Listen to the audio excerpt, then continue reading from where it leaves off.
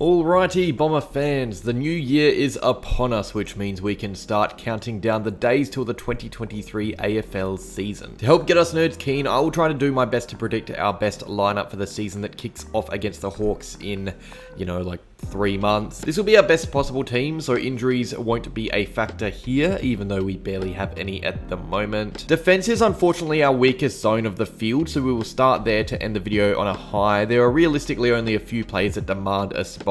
In fact, I would argue that only 2 could get game time at the best teams in the comp, and they are Mason Redman and Jordan Ridley. Redman is a fantastic defender, not only a rebounder with pace like Nick Hind, but very solid on his direct opponent, a huge win. Hind is great with ball in hand, but as we saw early in the year, he has lapses in concentration. When he isn't playing well, it's not great. Jordan Ridley is awesome. He is a great reader of the ball in the air, which makes him a dangerous defender. He can not only play on bigger opponents, which he was forced to do a lot last year unfortunately, but he is great in his natural intercept role. He's also a really good user of the footy, something we lack a bit in defense. When Kelly, Zerk Thatcher or Laverde have ball in hand, it's often safe time buying usage, but Ridley, and Redmond for that matter, spark our attacks with their disposals. Zerk Thatcher and Laverde is not an ideal key defensive duo, but it's the best we got. Laverde is a really strong competitor. You can count on him to actually play out a game to the best of his ability, no matter the result, so even though he isn't close to being elite, he is valuable to have. Zerk Thatcher has actually improved like crazy in the last year. His late season form was outstanding.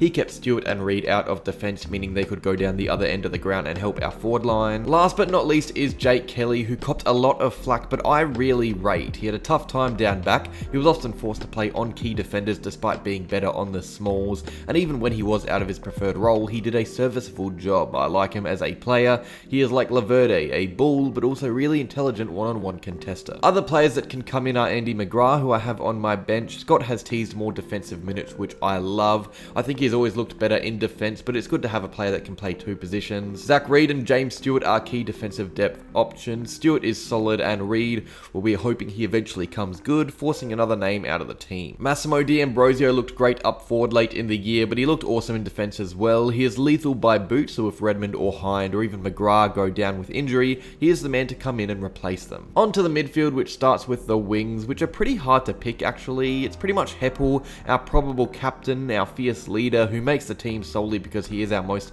valuable figurehead, despite decreasing in quality in the last year or so. But the other spot is a tough one between Cox and Durham. I have Cox, which many won't agree with. I just think he is better at his best, when he isn't injured. It's so valuable having a 2-meter wingman, one that can compete in the air and is versatile enough to challenge on ground level and is great by feet. Not foot, feet. The guy's as good on his left as he is on his right. Durham would be my substitute or extra bench spot, whatever the AFL decide to do with that rule. I love him. He is so gritty, which is really great to have come late in the game. If there is an injury, he'll provide a spark. Cox won't. Cox is more consistent throughout games than Durham, but can't come on and make a difference like Durham could. That is my thought process here. In the guts, it's easy. Draper in ruck, Merritt, Shield, and Parrish below him. It's a good midfield, a bit small, so hopefully Setterfield forces his way in through form, but I doubt any of these players find their way out of the team at any stage. Some other players that will come into the guts: Peter Wright will for sure have a few ruck contests at some stage, maybe even Nick Cox. Draper cannot do it all, unfortunately. Andrew Phillips is a solid backup option as well, but I think it's time Nick Bryan starts showing what we kept him for. Jai Caldwell is on my bench. The guy's promising big things in 2023. Jake Stringer will also come into the guts if fully fit.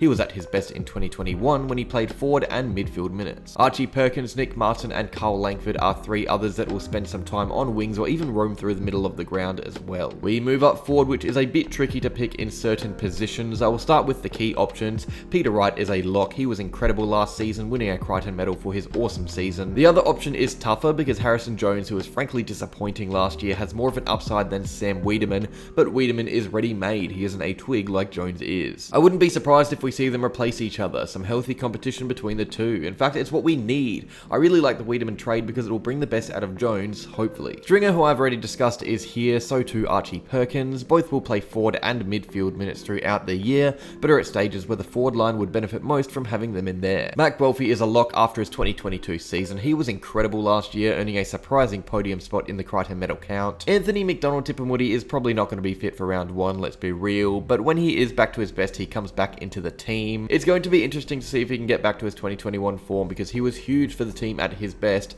so we're hoping he can. But if he fails to get his body right, Massimo D'Ambrosio, Jai Menzie and the unlucky Will Snelling are options as well. Snelling is a great pressure forward, but in his absence, Matt Guelphy blossomed, and with Tipungwuti hopefully coming back to add pressure as well, I don't see Snelling making this team. It's going to be tight for spots for our small forwards, which is not a bad thing at all. It isn't a bad forward line on paper. Keep in mind though, Tipungwuti and Stringer will probably battle injuries at some stage, because that's just how it goes now. So this is the team with the bench consisting of Martin, Langford, McGrath and Caldwell. It's pretty midfield heavy, I know, but it's hard to leave these names out of the team. Plus, McGrath can play defence, Martin and Langford can play forward, and Caldwell at least adds that tagging dimension to the mix. I have Sam Durham in that 5th spot because I don't know the rule yet. I haven't paid close attention, if I'm being real. Is it a sub? Is it an extra bench spot? I don't really know, so for now, he can just sit there with the others. Looking at the team on paper, it's pretty good. It's got a good mix of youth and experience, but we say this every year. We have some injury-prone players that will most likely change the look of this team, but even if it does, we look at our emergencies and it ain't bad either. You got Brian, or preferably Phillips for ruck depth. You got an unlucky Will Snelling, Harrison Jones, and Will Setterfield. The rest are youngsters pretty much. You got the Davies twins, you got Sartas and Hobbs. It's hard to find them spots in this team. I think if you had to pick a 22 of best available players to win a match, this is the team you get. So that's that. This is my 22. Let me know what you would change down below. This is just my opinion, of course. Hard to be right and wrong about this sort of stuff. And subscribe to the channel to see more content like this.